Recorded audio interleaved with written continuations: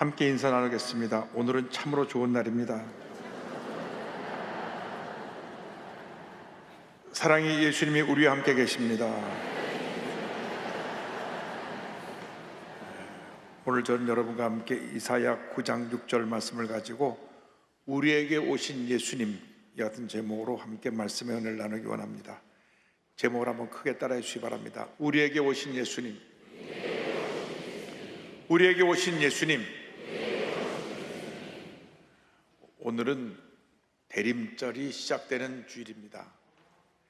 대림절이란 크리스마스 전 4주간 동안 성탄과 예수님의 다시 오심을 기다리는 절기입니다. 대림절, 대강절, 강림절 이렇게 불립니다. 이 기간 동안 우리는 우리에게 오신 예수님, 다시 오실 예수님을 기대하고 바라보면서 감사와 찬양, 기도로 이 기간 동안 주님 맞을 준비를 하면서 시간을 보내는 것입니다. 예수님께서 온 인류의 죄를 사하시기 위해서 이 땅에 오셨습니다. 예수님은 바로 여기 있는 우리를 위해서 이 땅에 오신 것입니다. 여러분, 한 사람 한 사람을 위해서 주님 이 땅에 오셨습니다. 이사야 9장 6절에 이렇게 시작합니다. 이는 한 아기가 우리에게 낳고, 세 번역 성경을 보니까 한 아기가 우리를 위해 태어났다 이렇게 번역되어 있습니다. 예수님은 죄와 절망 가운데 살고 있는 우리를 구원하시기 위해서 이 땅에 오신 것입니다. 누가복음 2장 11절 성경은 말씀합니다. 오늘 다윗의 동네 너희를 위하여 구주가 나셨으니 곧 그리스도 주시니라. 우리를 위해서 예수님이 이 땅에 오셨습니다. 죄와 허물로 절망 가운데 죽어가고 있는 우리들을 구원하시기 위해서 주님 이 땅에 오신 것입니다. 이 땅에서 온 인류의 죄를 다 짊어지시고 죄 없으신 예수님이 십자가에서 피 흘려 돌아가셨습니다. 빌립보서 2장 6절 8절은 이와 같이 설명합니다. 그는 근본 하나님의 본체시나 하나님과 동등됨을 취할 것으로 여기지 아니하시고 오히려 자기를 비워 종의 형체를 가지사 사람들과 같이 되셨고 사람의 모양으로 나타나사 자기를 낮추시고 죽기까지 복종하셨으니 곧 십자가에 죽으심이라. 이 세상 모든 사람은 살려고 태어나는데 우리 예수님은 이 세상에 우리를 위해 죽으려고 태어나셨습니다. 죄라고 하는 것은 우리를 사망으로 인도합니다. 인류상 아담과 하와가 죄를 지어서 그 죄값으로 그는 죽을 수밖에 없었습니다. 하나님 말씀하시기를 이 선악과를 먹는 날은 정령 죽으리라고 말씀하시는데 선악과를 먹었거든요. 그런데 하나님은 사랑의 하나님이시라 아담과 하와의 죄를 대신해서 보는 앞에서 짐승을 잡아 피를 흘리시고 그 가죽을 벗겨 옷으로 그들의 수치를 가려주셨습니다. 죄 없는 짐승이 아담과 하와의 죄 때문에 죽은 것입니다. 그 이후 예수님 오실 때까지 구약 4,000년의 제사는 피의 제사였습니다. 하나님 백성들이 죄를 지으면 그 죄를 대신해서 소가, 양이, 염소가, 비둘기가 주님 본 앞에서 피를 흘리며 죽어야만 했습니다. 아무 죄 없는 짐승이 그 주인의 죄 때문에 죽어간 것입니다. 히브리서 9장 22절은 설명합니다. 율법을 따라 거의 모든 물건이 피로써 정결하게 되나니 피 흘림이 없은 즉 사함이 없느니라.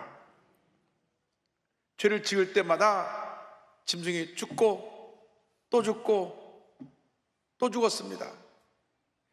자기 집에서 기르는 짐승 중에 흠없고 순결한 가장 사랑하는 양을, 염소를 주인의 죄 때문에 제사 앞에 끌고 가서 죽여 피를 흘리고 그 피로 인하여 일시적으로 주님의 죄가 사함을 받은 것입니다. 요즘으로 말하면 지금 천만가정 반려견 시대인데, 주인이 잘못하면 그 반려견이 대신 가서 죽어야 돼요. 자기가 죽는도 모르고 또 갱갱이 따라와가지고 주인 몸 앞에서 피를 흘려 죽어지는 모습을 보면서 내 죄 때문에 내가 사랑하는 우리 집 강아지가 죽는구나, 다시 죄 짓지 말아야지. 그러고 돌아서 또 죄를 짓습니다. 그래서 짐승이 또 죽고 또 죽고 또 죽고 또 죽었습니다. 우리 죄 때문에 수많은 짐승이 피를 흘려야 됐던 것입니다. 그런데 이것이 예수님이 이 땅에 오심으로 짐승이 대신하여 속죄하던 제사가 이제 끝이 납니다. 예수님이 온 인류의 죄를 짊어지시고 단번에 영원한 속죄를 제사를 드림으로 말미암아 누구든지 예수 믿기만 하면 예수의 피로 죄사함을 받게 되는 것입니다. 예수님이 흘리신 피가 과거의 죄, 현재의 죄, 미래의 죄를 다 사하고 우리를 정결하게 합니다. 심리언이 예수님을 보았을 때 이렇게 외쳤습니다. 요한복음 1장 29절입니다. 이튿날 요한이 예수께서 자기에게 나오심을 보고 이르되 보라, 세상 죄를 지고 가는 하나님의 어린 양이로다. 누구든지 자기의 죄를 회개하고 예수를 믿기만 하면 죄사함 받고 하나님의 자녀가 됩니다. 왜 짐승이 죽어야 됐나요? 왜 예수님이 죽어야 됐나요? 사람들이 질문할 수 있습니다. 그런데 하나님은 사랑의 하나님이시지만 공의의 하나님이시기 때문에 죄에 대해서는 엄격하시고 죄사함에 대해서는 사랑으로 그 문제를 해결하신 것입니다. 그래서 공의와 사랑이 합쳐지게 된 것이 바로 십자가입니다. 십자가에서 하나님의 공의가 이루어져서 죄를 심판하고 예수님이 죽으심으로 말미암아 우리는 하나님의 사랑으로 죄에서 자유를 받게 된 것입니다. 누구든지 예수의 피를 힘입어 이제는 하나님의 보좌 앞에 나갈 수 있게 된 것입니다. 히브리서 10장 19절을 말씀합니다. 그러므로 형제들아, 우리가 예수의 피를 힘입어 성소에 들어갈 담력을 얻었나니. 우리를 너무나 하나님이 사랑하셔서 독생성자 예수를 이 땅에 보내셔 십자가 달려 피 흘려 죽게 하신 것입니다. 그 피가 우리의 모든 죄를 다 사한 것입니다. 이제 예수를 믿기만 하면 구원과 영생을 선물로 얻게 되는 것입니다. 성경 전체의 요절이 요한복음 3장 11절인데 이렇게 성경은 말씀합니다. 하나님이 세상을 이처럼 사랑한다는 말씀은 예수님 십자가에 못 박아 죽기까지 사랑하사 독생자를 주셨으니 이는 그를 믿는 자마다 멸망하지 않고 영생을 얻게 하려 하심이라. 예수를 믿기만 하면 구원받아 하나님의 자녀가 되고 영생을 선물로 받게 되는 것입니다. 이 예수님이 우리를 위해 오신 것입니다. 그리고 우리를 다스리시는 통치자로 오셨습니다. 9장 6절에 성경은 이와 같이 말씀합니다. 그의 어깨는 정사를 메었고, 우리 성경이 조금 번역이 어려워요. 그래서 다시 새 번역을 제가 찾아봤더니 그는 우리의 통치자가 될 것이다 이렇게 번역했습니다. 예수께서 온 세상을 다스리는 그 권세를 그 어깨에 짊어지셨다는 것을 말씀하고 있습니다. 예수님의 승천하실 때 제자들에게 선포하신 말씀이 있습니다. 예수께서 나와 말씀하여 이르시되 하늘과 땅의 모든 권세를 내게 주셨으니. 신앙이라는 것은 하늘과 땅의 모든 권세를 가진 예수님이 우리의 통치자가 됨을 인정하는 것입니다. 예수 믿기 전에는 내가 내 삶의 주인이었고 내가 내 원하는 뜻대로 모든 걸 행하며 살았지만은 예수 믿은 순간 우리는 삶의 주인이 바뀌는 것입니다. 예수님이 나의 주인이 되시고 나의 통치자가 되어서 나를 통하여 주님의 놀라운 일을 이루시고 계신 것입니다. 예수 믿고 나서 많은 문제가 있는 것은 내가 주인에서 내가 스스로 나 자신을 통치하고 살려고 하니까 문제가 생겨납니다. 감정 하나 다스리지 못해서 욱하고 소리 지르고 싸우고 상처받고 미워하고, 이 모든 것은 내가 나의 주인이기 때문에 그렇습니다. 그러나 예수님이 나의 삶의 주인이 되시면 근심도 염려도 걱정도 우리 주님이 다 해결해 주시고 우리 예수께서 하늘의 권세로 나를 다스려 주시기 때문에 우리 마음에 기쁨과 평안함이 넘쳐나게 되는 것입니다. 예수님 내 삶의 통치자가 되어 주시옵소서. 주님께서 나를 다스려 주셔서 주의 도심으로 내가 모든 어려운 문제를 이겨내고 승리하는 삶을 살게 하여 주시옵소서. 믿음으로 나가는 여러분 모두가 되기를 바랍니다. 사도 바울은 빌립보서 4장 13절에 위대한 선언을 합니다. 내게 능력 주시는 자 안에서 내가 모든 것을 할 수 있느니라. 내게 능력 주시는 자 예수 그리스도 안에서 내가 모든 것을 할 수 있느니라. 내 생각은 부족하고 내 능력은 부족하고 내가 할 수 있는 것은 한계가 있지만은 예수님 안에서는 한계가 없습니다. 예수님 안에서는 문제는 없습니다. 예수님이 모든 것의 통치자가 되시기 때문인 것입니다. 그러므로 우리는 주 안에서 강하고 담대한 믿음으로 전쟁에 나가는 주님의 귀한 일꾼이 되어야 하는 것입니다. 기독교 신앙은 역설적인 진리를 담고 있습니다. 내가 죽으면 주님이 살고 내가 살면 주님께서 내 삶 속에서 자취를 감추고 우리를 지켜만 보고 계십니다. 우리가 약할 때 주님이 강해지시고 우리가 강해지면 주님은 뒤에서 이렇게 팔짱 끼고 우리를 지켜만 보고 계십니다. 사도 바울이 이것을 깨달은 말씀을 고린도후서 1장 12장 9절에 이렇게 설명합니다. 나에게 이르시기를 내 은혜가 내게 족하도다. 예수님의 은혜가 사도 바울의 족하다고 말씀하셨습니다. 이는 내 능력이 예수님의 능력이 너의 약한 데에서 온전하여짐이라 하신지라. 그러므로 도리어 크게 기뻐함으로 나의 여러 약한 것들에 대하여 자랑하리니 이는 그리스도의 능력이 내게 머물게 하려 함이라. 할렐루야. 어린애를 키워보면 제일 많이 듣는 얘기가 뭔지 아세요? 내가 우리가 예수 믿고 나서도 꼭 어린애처럼 내가 하다 보니까 모든 문제를 끌어안고 살게 되는 것입니다. 내가 해결하려니까 사람과의 관계가 얽히고, 내가 하려다 보니까 자식이 속 썩이고 부모 들이받고, 내가 하려고 하니까 믿었던 사람들이 배신을 하고, 내가 하려고 하니까는 많은 문제가 나를 산처럼 나를 둘러싸게 되는 것입니다. 여러분, 그래서 신앙이라는 것은 주 앞에 다 내려놓는 것입니다. 나는 아무것도 아닙니다. 주님만이 홀로 영광 받으시옵소서. 주님이시여 나를 통치하여 주옵소서. 나를 다스려 주옵소서. 그러면은 만사가 형통입니다. 모든 문제가 해결되는 것입니다. 제가 지난주에 인도를 다녀왔는데요, 인도가 힌두교 국가입니다. 비자 없이 들어가서 설교를 할 수 없기 때문에 설교를 할 수 있는 이 프리칭 비자를 받아야 되는데, 떠난 날에도 비자를 안 줘가지고 하루 또 떠난 날을 연기하고 기다렸습니다. 언제 비자가 왔느냐? 엘렉트로닉 전자 비자가 떠나기 전날 밤 10시 반에 왔어요. 그것이 현지 시간은 저녁 7시인데 그때까지 외교부에서 초청한 분 따님이 가서 하루 종일 그 외교부 직원하고 다투면서 비자를 주도록 해갖고 저녁 7시에 비자를 주니까 밤 10시 반에 비자가 와갖고 제가 아침에 비행기를 타고 가서 말씀을 전하고 왔는데, 하나님 일하시니까 일이 풀리는 겁니다. 하나님 일하시니까 하나님의 놀라운 역사 나타나는 겁니다.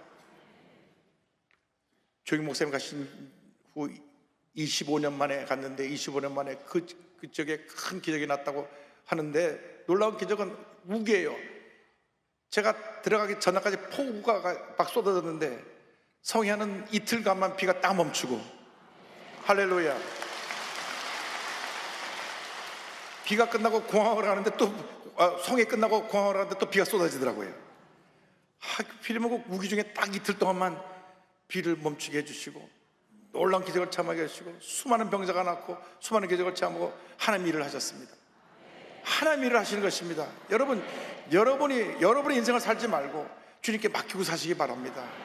개인의 문제, 가정의 문제, 자녀의 문제, 생활의 문제 모든 것 다 주님께 맡기면 우리 주님이 책임을 져 주시는 것입니다. 이 주님이 우리의 일생 동안 우리의 놀라운 상담자가 되어줘서 우리의 모든 것을 깨닫게 해주시고 다스려 주시고 우리의 삶을 가장 좋은 길로 인도해 주십니다. 이사야 6장 9절에 그의 이름은 기업의 자라 모사라 이렇게 말씀하고 있습니다. 그것은 그의 이름은 놀라운 좋은 자라고 하는 의미입니다. 주님 우리의 상담자가 되시고 좋은 자가 되어주셔서 외로운 인생길 걸어갈 때 나와 동행해 주시며 시때때로 필요한 말씀을 전해주신 좋은 자가 되어주시고, 또 모든 문제를 만날 때 우리의 상담자가 되어주셔서 우리의 고민을 들어주시고 그 문제를 해결해 주시는 것입니다. 여러분, 우리의 모든 문제를 다 해결해 줄 사람이 이상이 없습니다. 아무리 부모가 좋아도 자식이 원하는 거 다 해결해 줄 수가 없어요. 왜? 자식을 100% 이해한다고 해도 요즘 아이들은 어디로 튈지 모르는 그런 아이들이기 때문에 늘 부모와 자식 간에 갈등이 있는 것입니다. 그런데 우리 주님은 우리의 모든 속사정을 아시기 때문에 주님께 맡기면 우리 주님이 해결해 주시는 것입니다. 요한일서 5장 14절입니다. 그를 향하여 우리가 가진 바 담대함이 이것이니 그의 뜻대로 무엇을 구하면 들으심이라. 상담자 되시는 주님께 주의 뜻에 따라 간구하면 들으시고 응답하시고 가장 좋은 길로 우리를 인도해 주십니다. 요즘 청소년들이 상담할 대상이 없다고 합니다. 그들은 나름대로 고민하면서 엄청난 문제를 끌어안고 사는데 우리의 문제를 들어줄 사람도 없고 해결해 줄 사람도 없다고 그들은 탄식합니다. 그래서 나이 많은 어르신들을 꼰대라고 부르더라고요. 그러고 보니까 나도 꼰대가 돼 있어요. 그래서 이 꼰대들은 우리를 몰라. 꼰대는 자기들밖에 모른다 그래요. 그래서 아이들이 부모 세대와 대화가 되지 않습니다. 단절되어 있습니다. 아이들이 유일하게 대화가 되는 것은 핸드폰입니다. 핸드폰을 갖고 거기서 모든 문제를 해결하려고 하는데 오히려 더 깊은 수렁에 빠지고 말게 됩니다. 예수님만이 우리의 상담자가 되시는 것입니다. 여러분의 자녀들에게 예수님을 소개하시기 바랍니다. 놀라운 상담자 되시는 예수님이 우리를 부르고 계십니다. 수고하고 무거운 짐진 자들아 다 내게로 오라, 다 내게로 오라, 내가 너희를 쉬게 하리라. 여러분들이 MZ세대 젊은이들의 문제를 해결할 수가 없어요. 상담 대신 예수님께 자녀를 맡기면 하나님께서 예수님을 통하여 우리 삶 가운데 모든 문제를 해결해 주시고 여러분 자녀의 모든 문제를 해결해 주시는 것입니다. 그래서 여러분 자녀들이 예수를 잘 믿어야 돼요. 여러분 자녀들이 예수 잘 믿는 것 외에는 다른 답이 없습니다. 예수를 잘 믿어야 하나님의 은혜가 그 삶에 임하고 모든 문제가 해결되는 역사가 나타나게 되는 것입니다.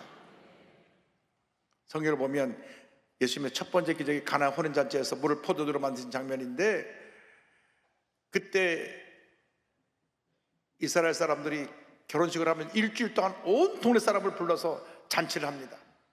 그런데 한참 잔치를 하는 중에 음료인 포도주가 떨어져 버렸습니다. 아마 살림이 넉넉지 못해서 포도주를 덜 준비했는가 봐요. 요한복음 2장 3절 이렇게 설명합니다. 포도주가 떨어진지라 예수의 어머니가 예수에게 이르되 저들에게 포도주가 없다 하니. 문제가 생겨났을 때 예수님께 말해야 돼요. 여러분, 포도주가 없는데 이리 뛰고 저리 뛰고 갑자기 포도를 구할 수 있는 것도 아니고, 예수님과 예수님 어머니 마리아가 초청을 받았는데 어머니 마리아가 포도가 떨어져 당하는 모습을 보고 예수님께 와서 말했습니다. 포도가 떨어졌습니다. 그리고 그 집 하인들에게 말합니다. 그의 어머니가 하인들에게 이르되 너에게 무슨 말씀을 하시든지 그대로 하라 하니라. 문제 해결자 되신 예수님께 말씀하니까 예수님이 말씀하셨습니다. 요한복음 2장 7절 8절입니다. 예수께서 그들에게 이르시되 항아리에 물을 채우라 하신즉 아기까지 채우니 이제는 떠서 연회장에 갖다 주라 하심에 갖다 주었더니, 거기 결례에 따라 손을 씻는 항아리가 6개가 있는데 거기 물을 채우라고 예수님 명령하셨습니다. 물을 가득 채우고 난 다음 그 물을 떠서 연회장, 그 연회 전체를 주관하는 총책임자에게 갖다 주라. 그러니까 해인들이 물을 떠서 갖다 주는데 가는 도중에 물이 포도주가 됐습니다. 할렐루야. 우리 주님의 손에 맡기기만 하면 의미 없던 인생이 의미 있는 인생으로 바뀌는 겁니다. 가치 없는 인생이 가치 있는 인생으로 바뀌게 되는 것입니다. 물이 포도주가 된 것처럼 우리 인생이 변화된 역사가 나타나게 되는 것입니다.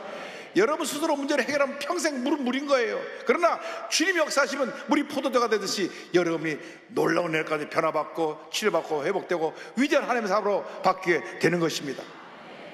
예수님을 우리의 구세주로 모시고 살아갈 때 이와 같은 은혜가 매 순간순간 우리에게 임하게 될 것입니다. 미국 시카고 노스웨스턴 대학의 최영광 교수님의 간증을 드리기 원합니다. 학창시절 공부도 잘하고 또 친구들에게 인기도 많고,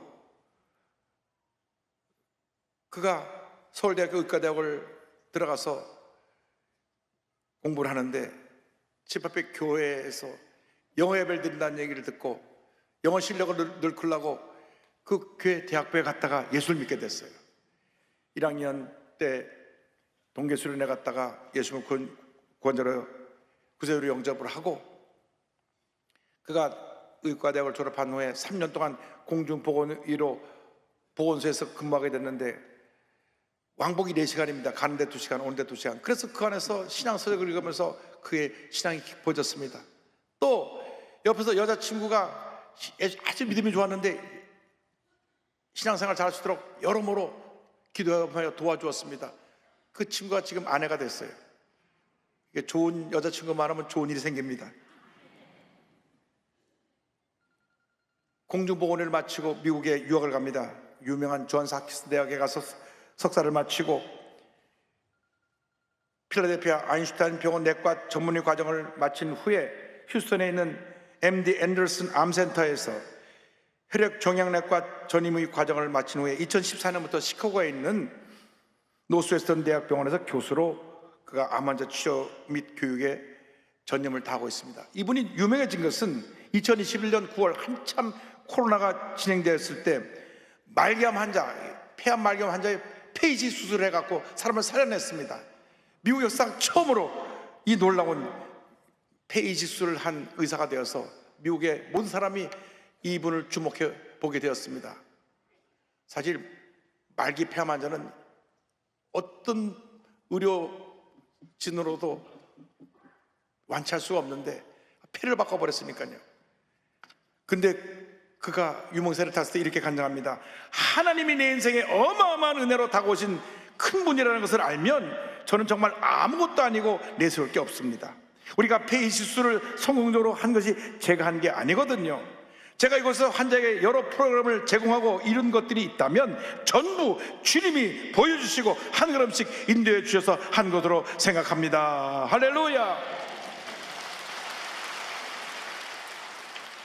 그는 지금도 환자가 있는 병에 들어갈 때면 주님이 순간 환자와 함께 있어요. 들어가서 환자를 눈물로 기도하면서 환자를 치료해 줍니다.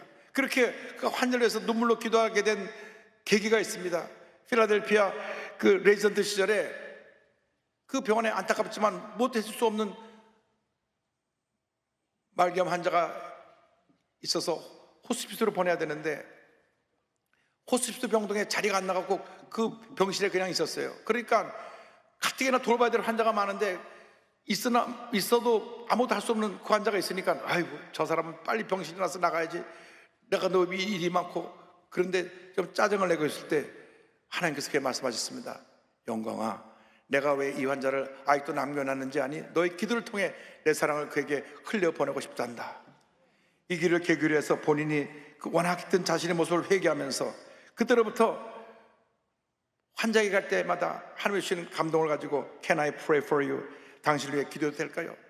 그래서 환자를 위해서 기도해주면 환자가 눈물로 그 기도를 받으면서 병이 완치되고, 그래서 수많은 사람들의 병을 치료하면서 예수님을 전했습니다. 그걸 담아서 책으로 당신을 위해 기도해도 될 거라는 책을 냈습니다. 그 책에 그는 이 간증을 다 담았는데 그는 이렇게 고백을 합니다. 저는 가슴 따뜻한 의사가 되는 것이 소중한 일이라는 것을 나중에 깨달은 사람입니다. 그래서 조금 더 젊었을 때 깨달았으면 얼마나 좋았을까 하는 아쉬움이 있습니다. 젊은 의학도들 또는 어떤 임상실험을 하시는 분들이나 아픈 사람을 만나는 간병인, 가족 중에 아픈 사람을 돌봐야 하는 분들이 있다면 그분들을 가슴에 품고 사랑하고 낮아진 마음으로 돌보시면 좋겠습니다. 예전에는 발전의 원동력이 내가 잘 되어야겠다 였지만 하나님의 은혜를 알게 되니 나 같은 사람을 하나님이 사랑하시고 나를 사용하셔서 당신의 사랑을 흘러보내기를 기뻐하신다는 마음으로 아픈 분들을 섬깁니다. 하나님의 사랑을 미리 많이 느끼시고 축복의 통로로 사용받으시기를 바라고 소망합니다. 할렐루야! 이 최영광 교수같이 축복의 통로가 되기를 바랍니다. 이 땅에 우리를 위해서 십자가다리에서 오신 예수님을 마음 가운데 모셔드리고, 주님, 내가 남은 여생 우리 주님의 영원에 살겠습니다.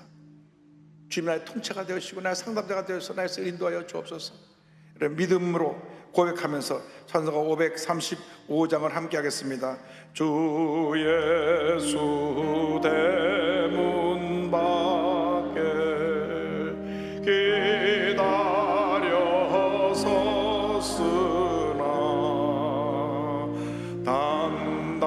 단단히 잠가도니 못 들어오시네. 나 주를 믿노라고 그 이름 부르나 문 밖에 세워두니 참 나의 수치라.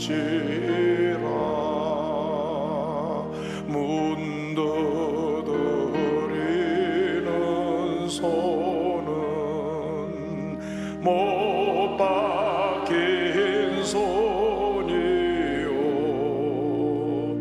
또 가시 멸류하는 그 이마 놀랐네. 이처럼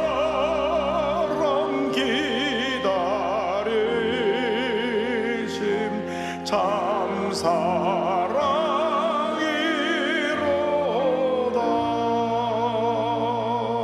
문 굳게 닫아두니 한없는 내 죄라.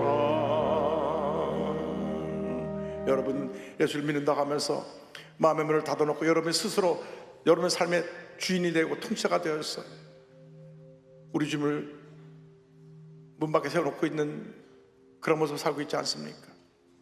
오늘 예수님을 여러분 삶의 통치자로 모셔드리기를 원합니다. 여러분의 삶의 참된 상담자가 되어줘서 여러분의 일생을 인도하시길 간절히 소원합니다. 그 같은 삶을 사는 여러분 되시기를 주님의 이름으로 축원합니다. 기도하겠습니다. 사랑과 은혜와 자비가 무한하신 하나님 아버지, 우리를 위해서 이 땅에 오신 예수님, 예수님을 사랑합니다. 날 위해 몸무려 피흘러 돌아가신 예수님, 예수님 사랑합니다. 예수를 믿는다고 하면서도 예수님을 문 밖에 세워놓고 내 뜻과 내 것대로 살았던 저희들의 죄를 용서하여 주시고 이제 남은 여생 하나님 영광이에요. 주님의 축복의 통로로 살아가는 제보자 될 수 있도록 은혜 내려 주옵소서. 예수님의 이름으로 기도 올리옵나이다. 아멘. 잠시 눈을 감고 고개를 숙이고 제 이야기에 귀를 기울여 주시기 바랍니다. 너 인생이 무엇이냐? 잠시 있다 사라지는 안개니라. 아침 안개처럼 쉬 사라지는 인생길에서 예수님을 영접하는 것보다 더 큰 축복이 없습니다. 예수를 믿으면 여러분의 운명이 바뀌어집니다. 죄와 절망에서 구원과 영생의 삶으로 바뀌어지게 되는 것입니다. 마귀의 노예에서 하나님의 자녀로 신분이 바뀌어지게 되는 것입니다. 오늘 말씀 듣고 예수님을 구주로 영접하기 원하신 분, 아직 구주로 영접하지 않으신 분 어디 계신지 자리에서 일어나시기 바랍니다. 오늘 전도받고 예수님 믿기로 이 시간 결심한 분, 새로 나오신 분 자리에서 일어나서 결단하시기 바랍니다. 그동안 교회를 몇 번 왔다 갔다 했지만 구원의 확신이 없었던 분도 자리에서 일어나 결단하시고 예수님 영접하십시오. 부족성전에서 전국에서 학교에 예배드리는 650여 교회 어디에서 있든지 일어나서 결단하시고, TV 생중계로 예배 보는 분들은 TV 앞에서 인터넷 앞에서 가슴에 손 얹고 이 결심 기도를 믿음으로 고백해 주시기 바랍니다. 믿음으로 고백할 때 구원의 은혜가 임하게 될 것입니다.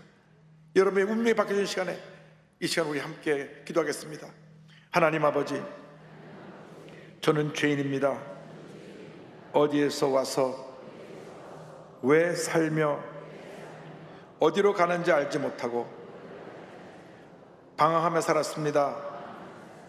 제 죄를 위하여 십자가에서 죽으시고 부활하신 예수님을 제 구주로 모셔드립니다. 저는 하나님의 자녀가 되었습니다. 지금부터 영원토록 주님과 함께 살겠습니다. 예수님의 이름으로 기도드립니다. 아멘. 여러분 환영합니다. 참 잘 오셨습니다. 오늘은 매월 첫 번째 주일을 갖는 성찬 주일입니다. 예수님께서 올려서 깨뜨리신 몸과 흘리신 피를 상징하는 떡과 포도주를 대하는 귀한 예식을 가집니다. 우리가 성찬에 참여하기 전에 주님 뜻 살지 못한 죄를 회개합니다. 주님을 나의 주인으로 모셔드렸다고 말만 하고 삶은 그렇게 살지 못한 걸 회개합니다. 이제 주님을 기쁘시게 하는 주님의 자녀로 살겠습니다. 주님을 나의 통찰로 모십니다. 우리가 성찬을 준비하며 통성으로 함께 기도하겠습니다. 주여 주여 주여. 할렐루야. 주님만 의지하고 주님만 바라봅니다. 우리는 아무것도 아닌데 주님 우리를 사랑하셔서 십자가 달려 피 흘려 돌아가시고 우리의 구원의 물려를 감사합니다. 주님, 우리가 주님을 사랑한다고 입술로는 말하지만 실제로 우리의 삶은 주님과의 뜻과는 멀어서요, 내 뜻과 내 검사라들 우리의 죄를 회개하오니 주님 용서하여 주옵소서. 주님 사랑합니다. 주님 의지합니다. 주님 바라봅니다. 오늘 우리가 성찬에 참여할 때 우리가 주님 앞에서 다시 새롭게 변화되어 주님 영광에 살아갈 수 있도록 우리 자신이 결심하고 헌신하게 하여 주옵시고, 주님 영광에서 우리 자신을 드리는 우리 모든 수로 내 길가들을 바라고 선합니다. 우리 삶의 주님이시여 통찰하시옵시고, 우리 삶의 인도자로시고 상도자로 오셔서 우리 일생을 다스려주시고 인도하시고 주의 뜻을 이루어 주옵소서. 주님만 하자고 주님만 바라봅니다. 역사하시고 함께 인도 주관하여 주옵소서. 고린도전서 11장 23절 이하의 말씀을 봉독합니다. 내가 너에게 전한 것은 주께 받은 것이니 곧 주 예수께서 잡히던 밤에 떡을 가시사 축사하시고 떼어 이르시되 이것은 너희를 위하는 내 몸이니 이것을 행하여 나를 기념하라 하시고, 식후에 또한 그와 같이 잔을 가지시고 이르시되 이 잔은 내 피로 세운 새 언약이니 이것을 행하여 마실 때마다 나를 기념하라 하셨으니 너희가 이 떡을 먹으며 이 잔을 마실 때마다 주의 죽으심을 그가 오실 때까지 전하는 것이니라. 그러므로 누구든지 주의 떡이나 잔을 합당하지 않게 먹고 마시는 자는 주의 몸과 피에 대하여 죄를 짓는 것이니라. 사람이 자기를 살피고 그 후에야 이 떡을 먹고 이 잔을 마실지니 주의 몸을 분별하지 못하고 먹고 마시는 자는 자기의 죄를 먹고 마시는 것이니라. 사랑과 은혜와 자비가 무한하신 하나님 아버지, 이 시간 예수님께서 우리를 위해서 깨뜨리신 몸과 흘리신 피를 상징하는 떡과 포도주를 대합니다.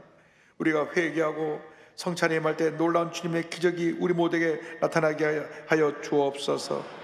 예수님의 이름으로 기도 올리옵나이다. 아멘.